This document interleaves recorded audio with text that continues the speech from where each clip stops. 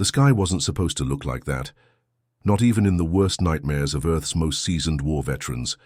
Over the once vibrant skyline of Shanghai, a titanic shadow stretched across the horizon, blotting out the sun and casting the city in an eerie, flickering twilight. The Oblivion Zenith, the flagship of the Valzir Armada, had arrived. It didn't descend like a ship. It descended like a god's wrath, its colossal mass breaking through storm clouds with tendrils of lightning spiraling around its hull. The sound wasn't thunder. It was something deeper, something unnatural, like reality itself tearing at the seams. On the ground, panic was chaos incarnate. Civilians raced through the wreckage of toppled skyscrapers, while automated defense. Drones screamed overhead, futilely loosing salvos of plasma bolts and kinetic missiles.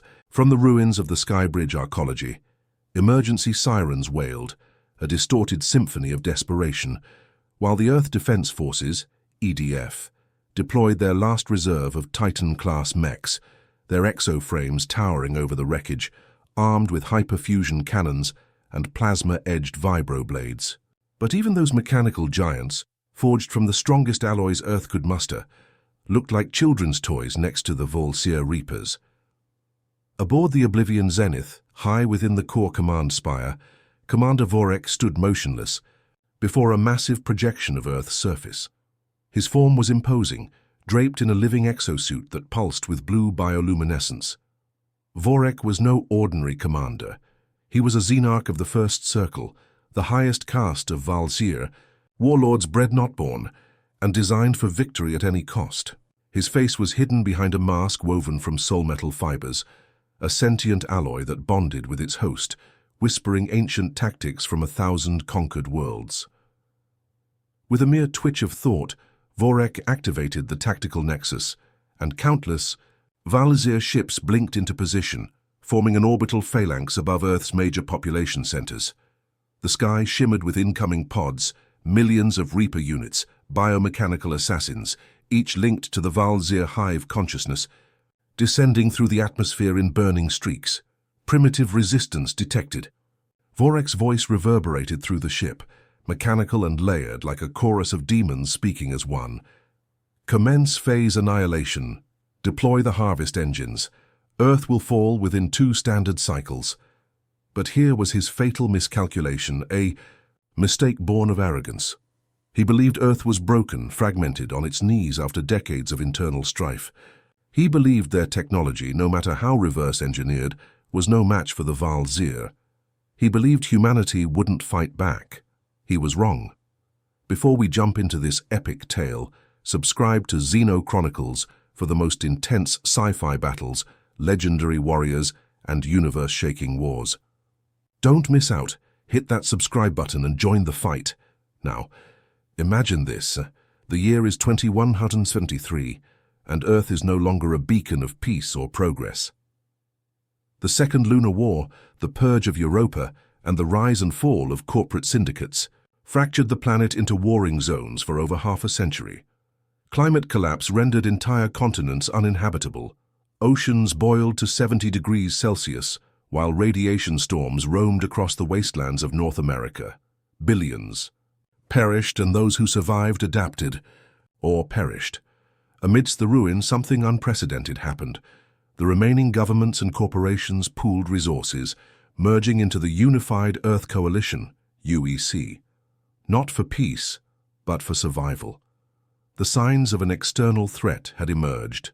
A cryptic alien signal detected from beyond HD 189733b, decoded only partially by quantum AI linguistics.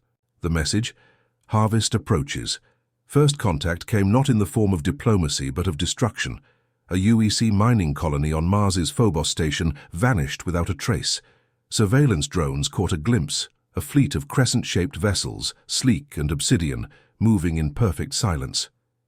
When a UEC battlecruiser intercepted them, it was dissected atom by an energy weapon never before recorded.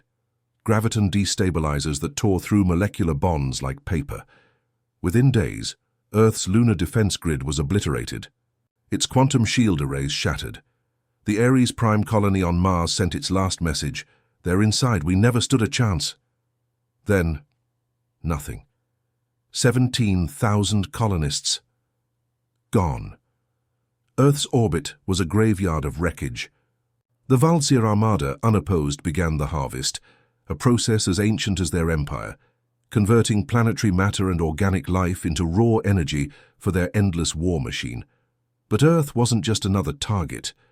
Deep beneath the Antarctic, ice buried for over 2 decades, Project Exodus came online.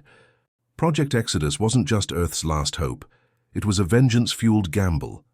The UEC had spent 30 years salvaging alien tech from the wreck of an unknown vessel found near Saturn's moon Titan, combining it with human ingenuity to create something new, something beyond human. The result was the UEC Sovereign, a dark matter-driven colony ship, but designed for one purpose: strike at the heart of the Val'Zir Armada and sever the hive consciousness. On board, Commander Arya Valen prepared her crew, the Nova Corps, Earth's elite, cybernetically enhanced warriors, each bonded with adaptive combat AI and equipped with polymorphic armor capable of refracting light, morphing shape, and absorbing kinetic energy. Arya herself was no ordinary soldier. She had lost everything during the fall of New London, her family consumed by the first Reaper assault. Her body bore the scars, and her mind bore the resolve. As the Sovereign's Singularity core surged to life, generating power levels exceeding 1700 Fahrenheit, ice cracked for miles in every direction, geysers of steam erupting into the frozen sky.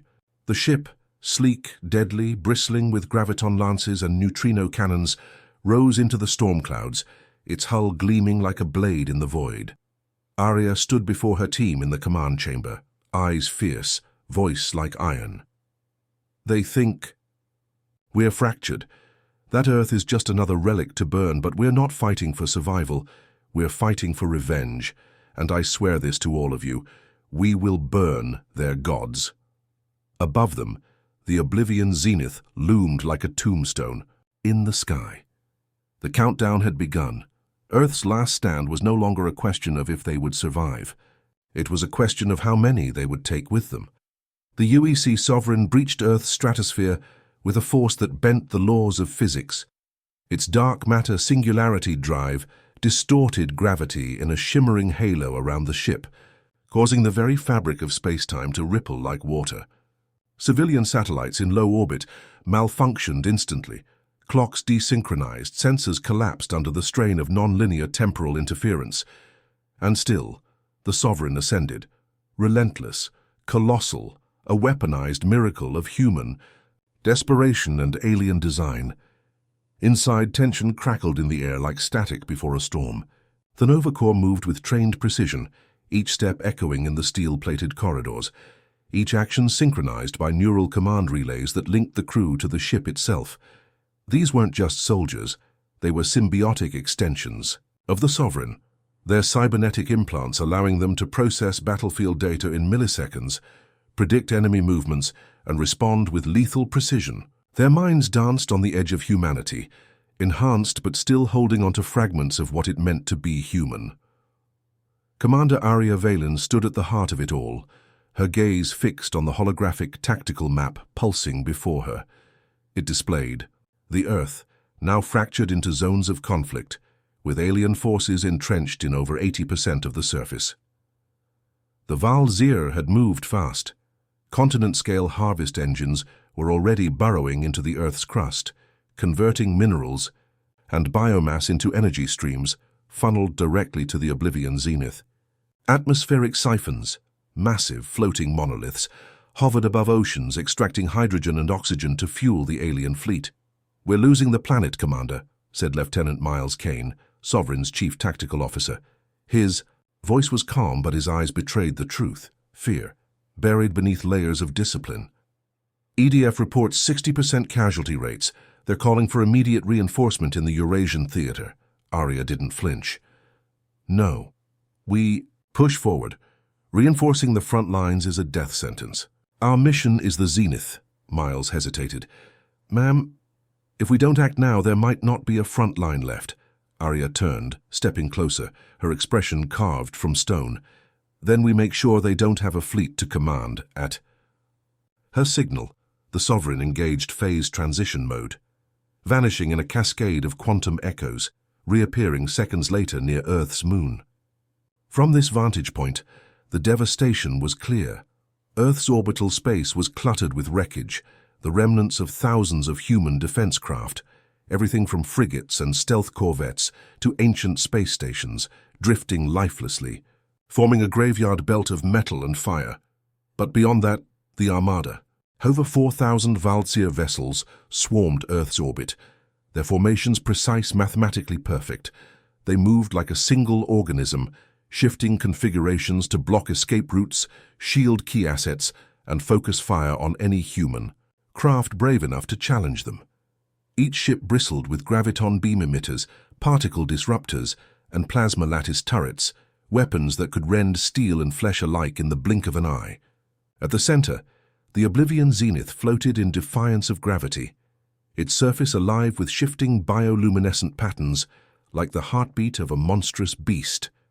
Suddenly, the Zenith's harvest core pulsed, sending out a tachyon wave that crippled the last surviving EDFS Leviathan-class battlecruiser, the CNS Resolute.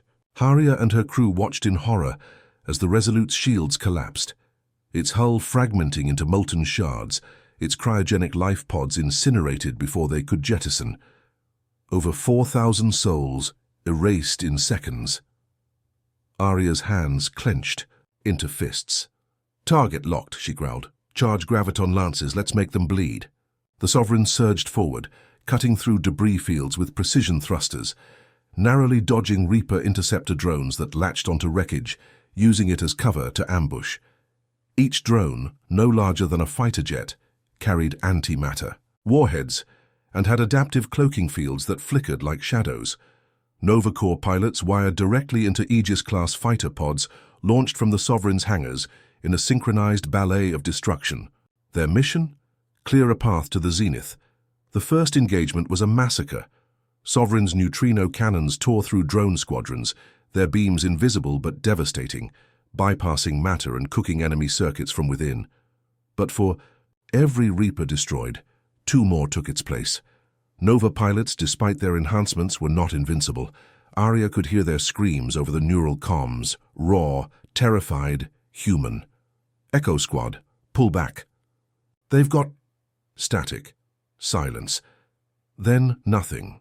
Gritting her teeth, Aria opened a channel to Dr. Yelena Mora, Sovereign's chief scientist and the architect of its Singularity Core. "Mora, status on the phase lance?" Yelena, surrounded by a web of holographic equations and alien script, replied with urgency. "Almost ready. But Commander, activating it this close to Earth's orbit, it'll destabilize the surrounding space. We're talking dimensional fractures, maybe worse." Aria didn't hesitate. "Do it. I'd rather shatter the stars than let them take our home." Back on the Zenith, Commander Vorek watched the unfolding chaos unmoved. They resist. Predictable.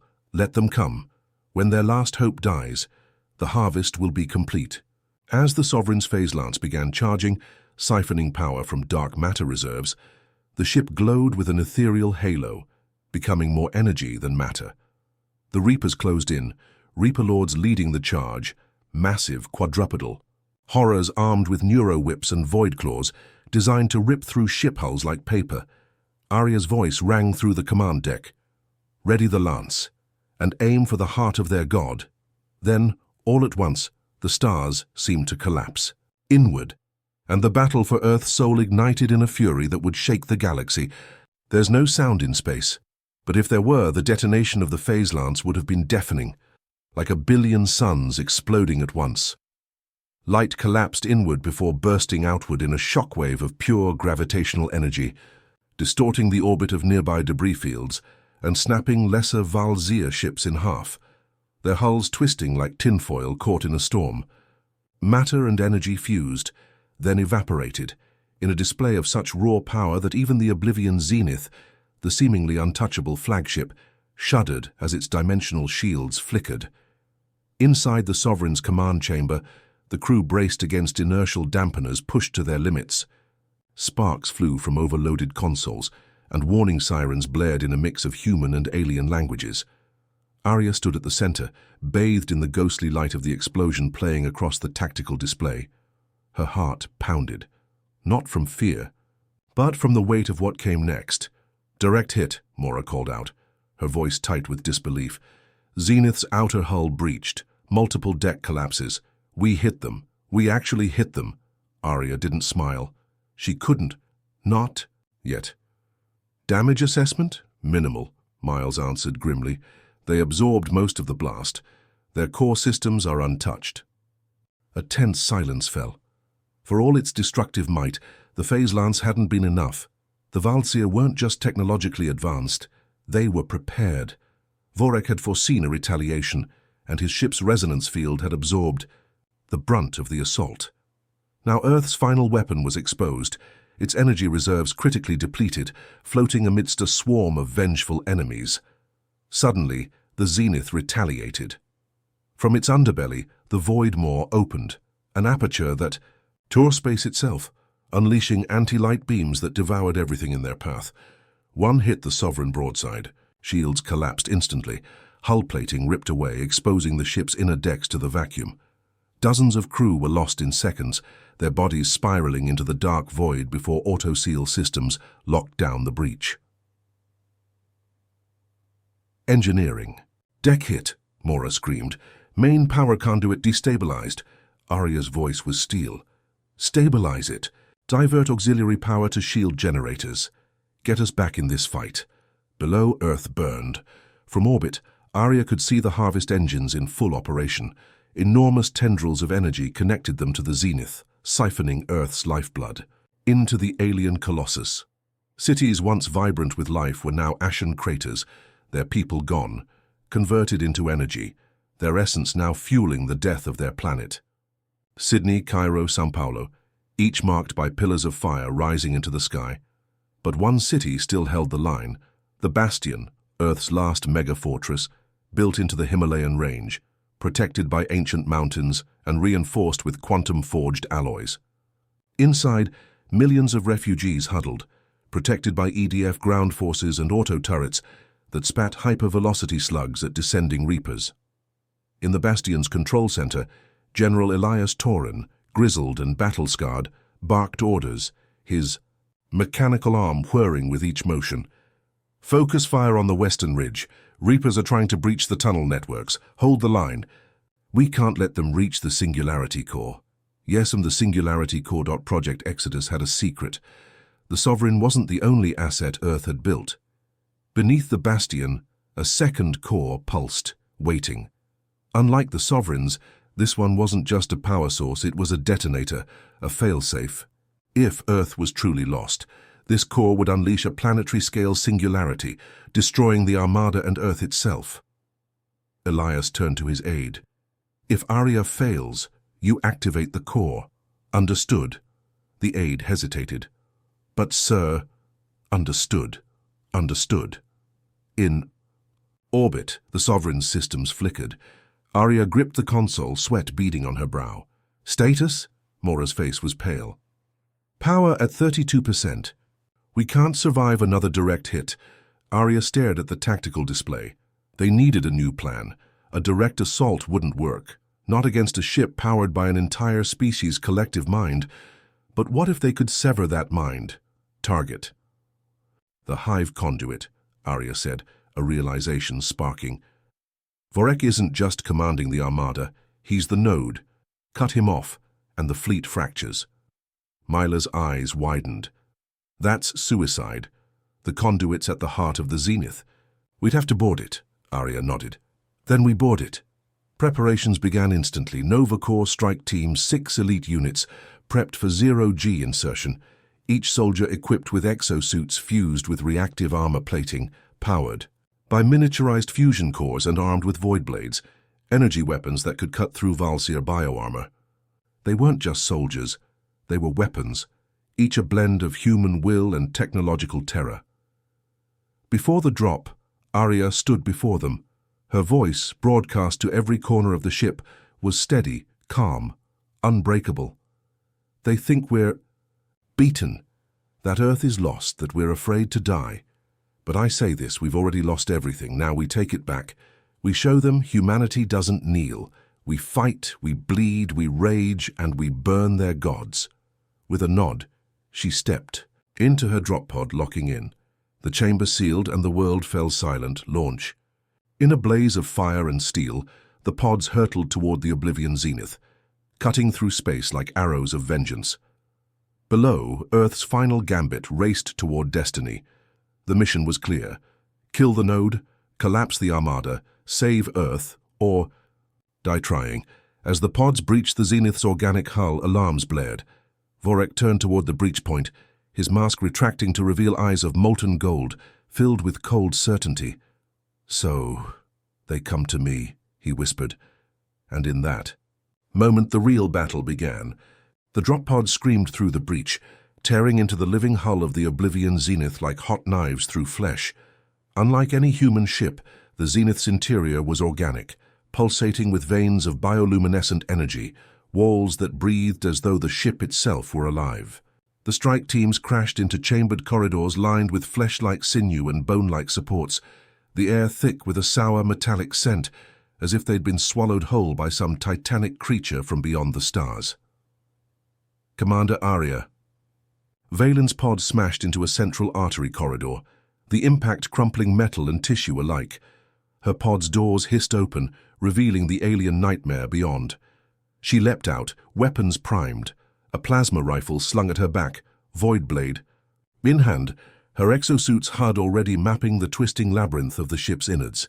Around her, her strike team formed up, weapons scanning every shadow, every shifting membrane for signs of movement. But the zenith wasn't silent. It responded. As if aware of the intrusion, the walls convulsed, and from hidden crevices emerged the Zirtal, genetically forged guardians, each one 7 feet tall, armored in obsidian carapace, their arms ending in bladed talons. Their faces were featureless, save for a single glowing orb at the center, a hive eye, pulsing in rhythm. With the ship, they came without fear, without hesitation, attacking in synchronized waves. "Contact!" shouted Sergeant Lena Drax as plasma fire lit the corridor. The air exploded in violence. Nova Corps weapons were designed for conventional war, but this was anything but. The Zirtal were adaptive, their carapaces morphing mid-battle to absorb energy blasts. Drax's rifle overheated as she fired, switching to thermal blades, slicing through alien limbs with brutal efficiency. But for every guardian slain, more emerged, climbing from the walls, the floors, the very structure itself. "Push forward," Arya yelled, her void blade flashing in tight arcs, slicing through enemies with surgical precision. Her neural interface hummed with data, enemy vectors, predictive combat patterns, adrenaline surges. But her mind remained clear, focused on a single goal, the hive conduit. Their advance was measured, relentless, cutting through resistance, planting nanocharges, to collapse tunnels behind them and prevent flanking attacks. They reached Chamber Theta, a massive sphere-like room pulsing with energy conduits and suspended platforms. At the center, the hive conduit loomed, a crystalline structure, glowing with golden energy, cables stretching out like spider legs into the walls. And beneath it, Vorek. He awaited them. No longer the distant commander behind screens, Vorek stood in full Valzir regalia, his armor fused to his body, flowing with living metal, his arms elongated, fingers tipped with glowing claws that flickered with dark energy. His eyes burned with the light of a dying sun. He did not speak. He did not need to. With a gesture, the room awakened. From the darkness emerged the Eldranok, the last of the Valzir war priests, warriors who had conquered galaxies before humanity had even split the atom. Each towered over the Nova Corps, wielding energy staves that crackled with dimensional energy, weapons capable of tearing holes in reality itself. Arya's breath caught. They weren't ready for this, but they didn't have a choice. "Engage!" she roared, and the final battle began. Plasma and void energy collided, shaking the chamber. Gravity bent under the strain of dimensional distortions, the air itself screaming as staves clashed with blades, rifles spat death, and exosuits sparked under devastating blows. Drax was hit first, her body lifted into the air and torn apart. by a gravity vortex, her scream cut short. Kyle, Arya's second, disabled 2 Eldronok with EMP grenades, but was impaled by a Guardian's spike arm before he could escape. One by one, the strike teams fell, but they took dozens of Eldronok with them. Arya reached the conduit platform, battered and bleeding, her suit's power reserves in the red. Vorek descended to meet her, stepping down from the platform like a god among mortals. He studied her, not as an enemy, but as an anomaly. "You resist beyond expectation," he said, his voice echoing inside her mind, bypassing ears and language. "You are flawed, limited, yet you fight like gods." Arya raised her blade. "We don't need to be gods. We just need to be enough." They clashed, blade against claw, will against inevitability. Vorek's strikes were faster than thought, each blow sending shock waves through Arya's armor. She fought back with pure fury, her movements unpredictable, human. She was injured, exhausted, but that was humanity's power, to fight even when hope was gone. Vorek faltered. In that instant, Arya drove the Void Blade into the conduit, severing its core, the blade's energy overloading the network. The result was cataclysmic. The conduit exploded in a storm of light and shadow, energy coursing through the Zenith's veins, overloading systems. Across the battlefield, Valsea's ships stuttered, then froze, their connection to the hive mind severed. The Armada fractured, ships veered off course, collided, self-destructed. The Zenith began to collapse. Arya stumbled, vision fading, suit failing. Around her the chamber cracked, energy spilling like blood. Vorek screamed, not in pain but in disbelief. His godhood was crumbling. On Earth, General Torin saw the Armada falter. He grabbed the comm. They did it. By the stars, they did it.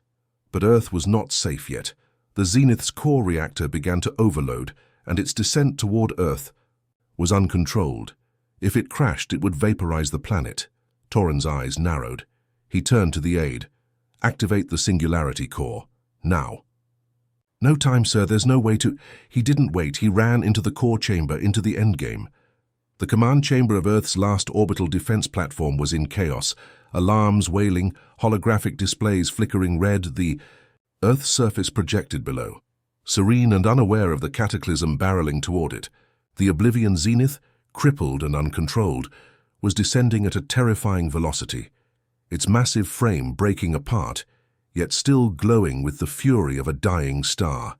If it impacted, it would unleash energy equivalent to 10,000 nuclear warheads, enough to vaporize continents and ignite a global extinction event.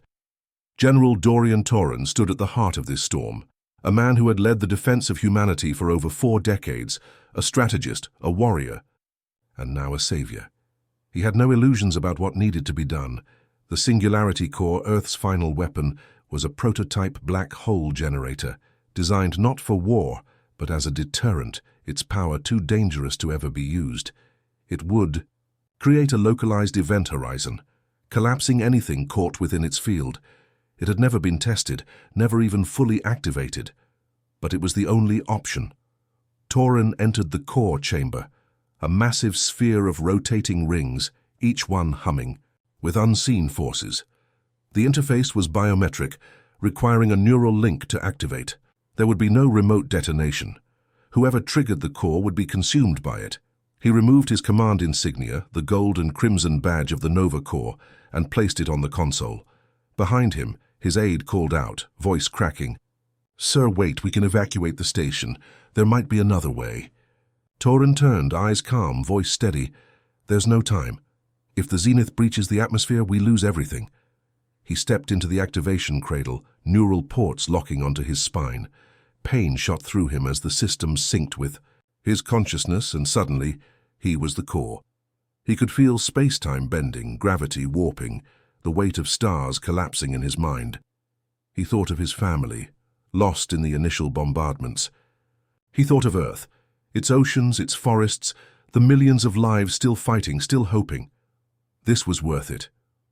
"Engage the sequence," he whispered. The core roared to life, rings spinning faster, light bending inward as a singularity formed. Outside, the Zenith was mere minutes from impact. Across the planet, people looked up, and saw a black sun blooming in the sky. Tauren's last thought was not of death, but of victory. The singularity ignited, collapsing the zenith into nothingness in an instant. The entire ship, the Valzyr technology, the hive mind core, all devoured by a singular point of infinite density, leaving no trace, no explosion, only silence. Earth was saved. The skies cleared, the Armada in disarray, their link severed.